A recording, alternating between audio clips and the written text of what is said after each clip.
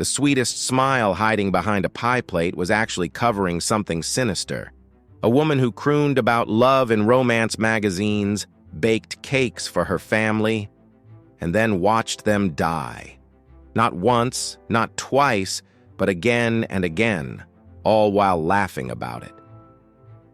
Today's story is about love gone wrong, trust used as a weapon, and a killer who wore the mask of a grandmother. I'm bringing you this case on Criminal Women, where I examine the complex psychology behind female perpetrators. If cases like this interest you, subscribe now, because I publish 2 new cases every week. She was born Nancy Agnes Hazel on November 4, 1905, in a tiny farming community in Alabama. A quiet place where everyone knew your name, your business, and your family's stories. But Nancy's early life was anything but peaceful. As a child, she was pulled out of school to work on the farm, forced to help with chores, and kept tightly controlled by her father, a man feared by everyone under his roof. She didn't get to play or laugh, she got to endure. At age 7, during a train trip with her family, a sudden stop threw her forward, striking her head hard against a metal bar. She never forgot that moment. For years afterward, she suffered headaches, dizziness, and strange mood swings, things she later claimed affected her mind in ways she didn't fully understand. No one at the time connected this injury to the horrors that would follow. But looking back, some psychologists see this as the first break in the woman we would come to know as Nannie Doss. Her childhood wasn't just physically hard, it was emotionally empty. But her father refused to let his daughters mix with boys or attend dances, hoping to protect them. Nannie, however, dreamed of love. She clutched romance novels and read the Lonely Hearts columns over and over, imagining the perfect life someone else seemed to be living. At just 16, she married a co-worker from a linen mill, a quiet young man named Charlie Braggs. It seemed like the start of a new life, a chance for love, a home of her own, and a family. Soon they had 4 daughters and a small life in a small world. But tragedy struck early. 2 of their children died suddenly and mysteriously just a few years after birth. At the time, doctors thought it was food poisoning or a sudden illness. There were no autopsies and no suspicion.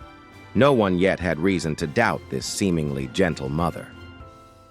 Charlie blamed Nannie for the children's deaths, and soon after he left her, taking their eldest daughter with him. A year later, he returned only to make the separation permanent, not to reconcile.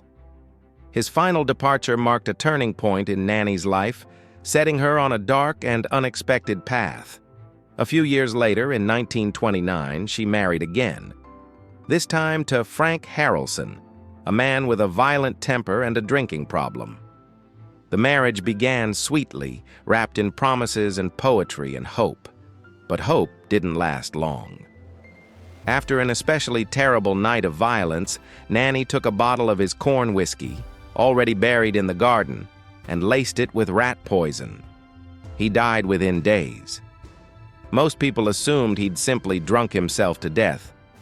No one questioned a grieving widow, especially one with kind eyes and rosy cheeks. And this was the beginning of a pattern. For the next decades, Nannie would weave love, marriage, and death into one horrifying thread, so quietly, so calmly, that no one realized the danger until it was too late.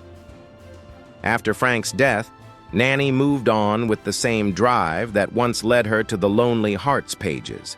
She responded to personal ads, seeking romance and companionship. And when that didn't turn into fairy tale endings, something inside her snapped again.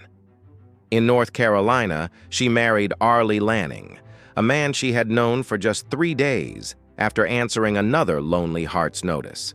To neighbors, she was sweet.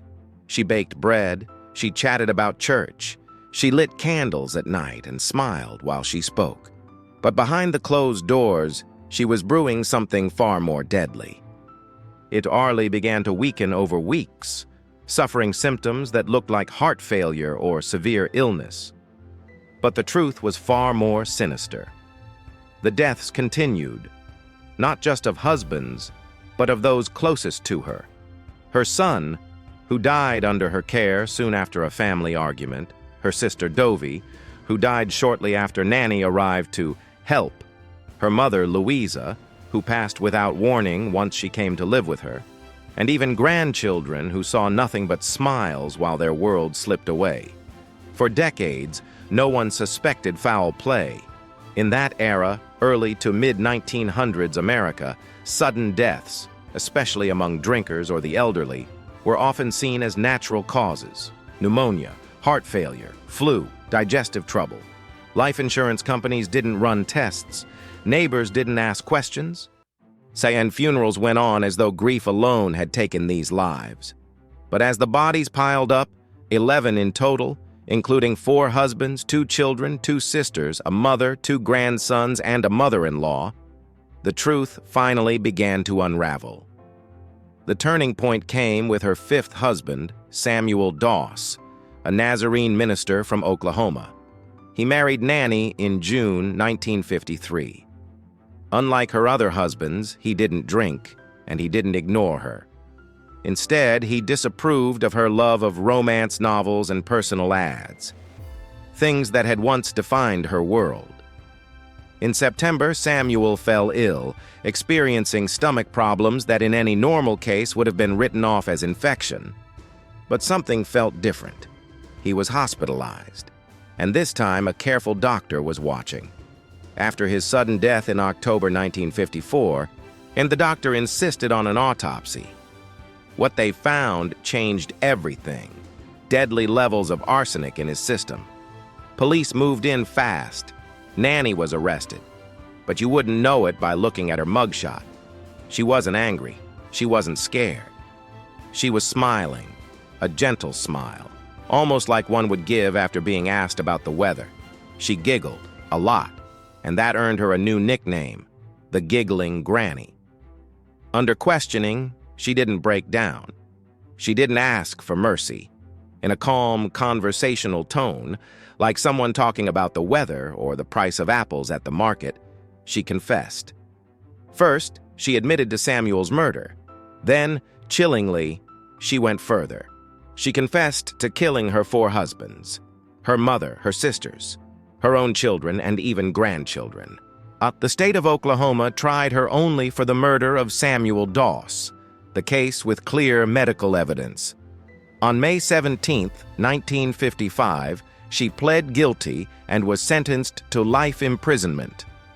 Other states could have charged her for her other crimes, but that rarely happened then, especially with someone who was already serving life behind bars.